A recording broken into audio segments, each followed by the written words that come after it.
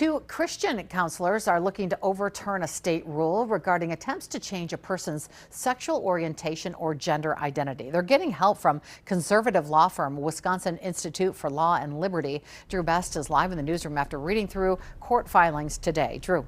Yeah, Cammie, the federal lawsuit names Governor Tony Evers as the main defendant alongside members of the state licensing board. It challenges a state administrative rule that labels methods intended to change a person's sexual orientation or gender identity with certain exceptions as unprofessional conduct.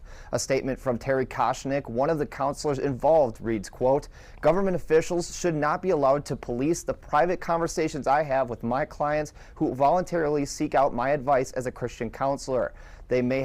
They have no right to punish me for saying something they disagree with. That was again confirmed by our nation's highest court," end quote. Now, the case Koshnick referenced is Childs v. Salazar, where earlier this year the U.S. Supreme Court ruled Colorado's conversion therapy restrictions violated the First Amendment rights of licensed counselors. The Wisconsin Institute for Law and Liberty, or WIL, says that ruling should also apply to Wisconsin, saying the rule prevents counselors from giving verbal advice consistent with their faith.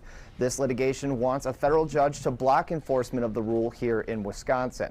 I spoke with an advocate with Fair Wisconsin who argues no amount of talk therapy can change a minor's gender identity or sexual orientation. That is something that we are as humans, and when you set up a youth to be in a situation where someone with a license or a leader is telling them they need to change who they are, that is what creates the distrust. And it also just creates a lot of shame. And last week, Governor Evers wrote a letter to WIL and Wisconsin Family Action, telling them he has no intention of repealing this ban, stating the practice is at best ineffective and at worst dangerous. Cammie?